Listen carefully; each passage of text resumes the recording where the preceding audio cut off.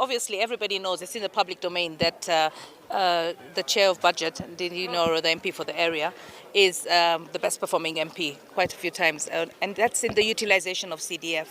So when I saw it was posted on our wall, I said, you know what, my team is, even though we have NGAF, it's a completely different mandate, we should come here and learn from each other. And I've learned a lot, especially, I mean, for me, I think every MP in Nairobi should really look into this model because, one, you bring the fee down to 1,000 shillings, so it's affordable. Right now, people are struggling with resources. The second thing is the retention. The amount of children that come, you've got 100% retention of students. So I think that's something that we should consider because we've got a lot of dropouts, a lot of children that don't finish school, and a lot of children that are chased from school. I know that the county of Nairobi is doing a program on Dishi, which is to provide food. But in Nairobi, we've got other challenges being community-based schools and faith-based schools. So, but all in all, if we can make it work for the public schools with a new mandate by the Ministry of Education to increase the classrooms in Nairobi, to make sure that we have a transition from primary to secondary.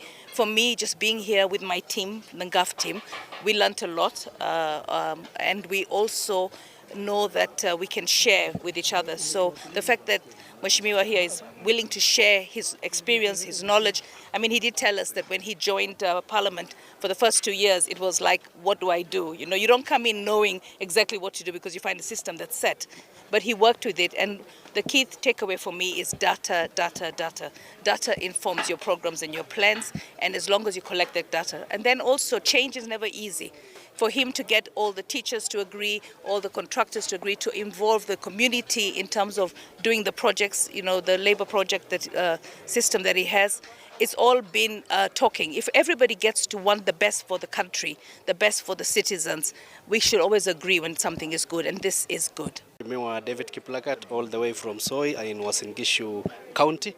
We have come here so that we can feel the experience we have been looking at through the media and also through the social media, and we have found out that actually what we are seeing is real, and we really want to congratulate our colleague Honorable Ndindi Nyoro on what he has been able to achieve and what we have been able to learn while we were in class. We at least we have felt the experience of the Elimu Bora.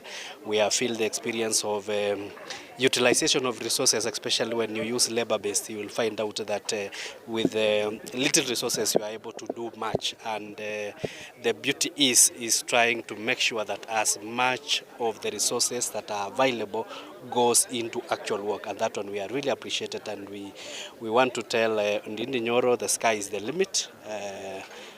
Aim higher, and we shall support you. Thank you. Ni Mwengi Mutuse, mbunge wa Kibwezi.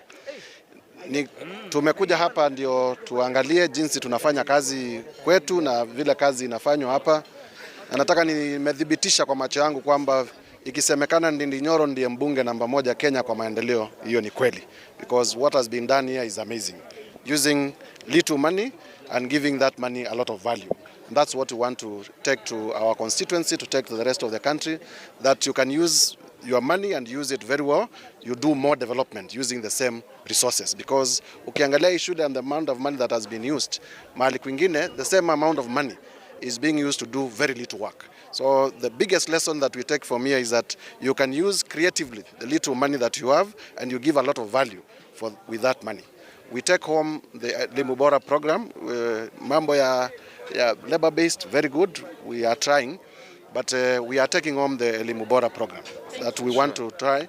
And just to tell Kenyans that future elections will be based on development track record. Future elections, story ya kupigia watu mastori mingi na hadithi inakwisha na hii muhula.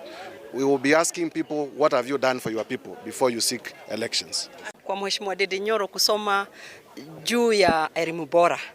Unajua kule kwetu Thika mjini watoto ni wengi sana, na ukiangalia hawana school fees ya kusomesha watoto. Nilikuwa tu nakuja kuangalia vile amefanya, ikawafanya watoto waweze kusoma vizuri na wazazi walipe pesa kidogo sana in terms of per term. Na nimesoma na nikaona hii program Pia mimi naenda kuimplement huko Thika, ndio watoto wangu wale especially wa day schools wao wanakula shule, na wazazi ni wapunguzie karo ya shule itoke vile wanalipanga between 15,000 11,000. I make sure I'll be able to reduce by half, wao wanalipa 6,000 ama 7,000, ndio tuweze paia, ndio tuweze kusaidia watoto wetu vile wanalipanga. So per term wao wanalipa 2,000, na itawezekana. Watoto ni wengi, lakini inawezekana, ndio to make sure future watoto wetu tumeiangalia vilivyo. Tumekuja hapa benchmarking na tumeona ni vizuri, kila mtu ako na program ile imemleta hapa. Yangu kabisa nimeletwa na elimu bora. Asante. We are very grateful today to have hosted our colleagues here in Kiharu. This primary school is called Nyakehai Primary School. It is one of our public primary schools, and we are glad about the work that we were able to do over the December holiday. We basically hosted our colleagues because we keep learning from each other. I learn a lot from interactions with my colleagues, members of parliament. I also visit their constituencies, and we were glad today to also host them for the same exercise that we always do as members of parliament. So basically, this one we call it peer-to-peer learning, because there is no one who is more superior than the other, but we keep on learning.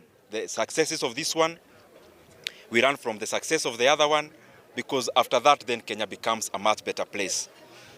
As I come to the conclusion, mimi nashukuru sana kwa sababu kwa yale mambo ambayo tumeweza kusoma leo ni mambo ambayo tumeweza kufanya hapa Kiharu. All our public primary schools which are 112 zote ziko na tiles. Tumeanza shule zingine kama 7 shule za day schools. Pia tuko na masomo bora program here in Kiharu where learners pay only 1,000 per term, and I am glad that that program is being adopted by many constituencies, and to cite even one is, for example, Kipipiri constituency, even Kiaba, Thika town, and all the others who have come here before, and they are already implementing those programs. So today tumefurahi sana kwa sababu Kenya yote iko hapa. Tuko na rafiki yangu from North Horr, that is in Marsabit. Tuko na Kibwezi